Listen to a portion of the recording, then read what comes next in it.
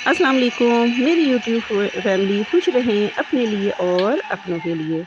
Friends, आज की video आपने बिल्कुल भी स्किप नहीं करनी, क्योंकि इस वीडियो में मैं आपके साथ शेयर करूंगी कि किस तरह हम अपने किचन के मोस्ट यूज़फुल ग्राइंडर्स ब्लेंडर्स के ब्लेड किस तरह दोबारा इनको शार्प कर सकते हैं, जो कि काफ़ी दफ़ा यूज़ होने के बाद इतने शार्प नहीं रहते। चलिए जी स्टार्ट करते हैं। बिस्मिल्लाहिर्रहमानिर्रहीम।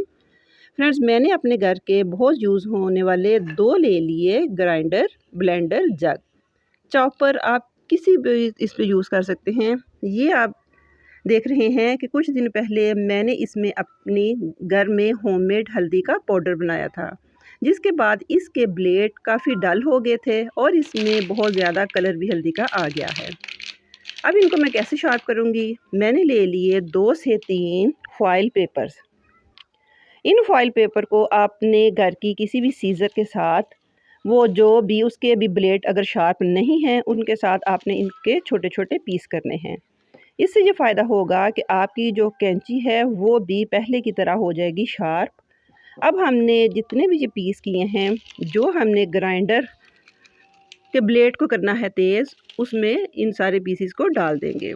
आप एक बड़ा भी पीस ले सकते हैं, लेकिन आप छोटा कर लें तो बेहतर है। अब एक बड़ा चम्मच भर के मैं डाल दूंगी इसमें नमक। जी बिल्कुल, इसमें जाएगा नमक। अब इसमें आप अपने ग्राइंडर को 10 से 20 सेकंड के लिए एक दफ़ा चलाएंगे, फिर रेस्ट दे के फिर 10-20 सेकंड के लिए चलाएंगे। ये अमल हम करेंगे 2 से 3 दफ़ा। अब देखते हैं कि जो मैंने निकाले हैं, ये देखें जी, एक पहले ही अटैम्प्ट में इस जार के अंदर काफ़ी सारे हल्दी के स्टेन्स थे, जो तकरीबन सारे रिमूव हो गए हैं। अगर मैं 1 से 2 दफ़ा इसको और करूँगी, ये जो जितने नीचे रह गए हैं वो भी साफ़ हो जाएंगे।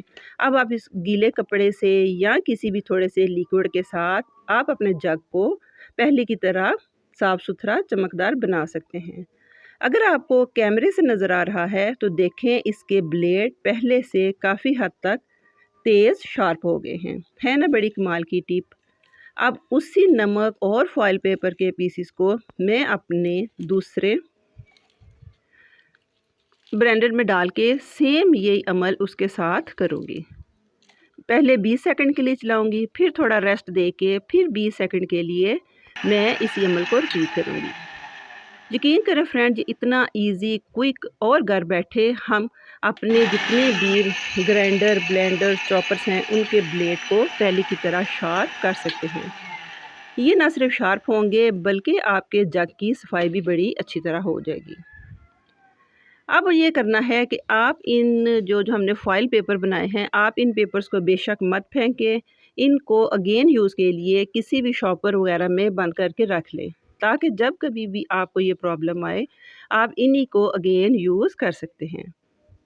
उम्मीद है फ्रेंड्स, आपको ये मेरी आज की किचन हैक की बहुत अमेजिंग, सुपर और इजी सी रेमेडी, रेसिपी हैक पसंद आएगा। पसंद आई हो तो लाइक कीजिए, अगर मुमकिन हो तो इसे आगे भी ज़रूर शेयर कीजिए। मुझे दीजिए इजाज़त। Take care. अल्लाह हाफिज़।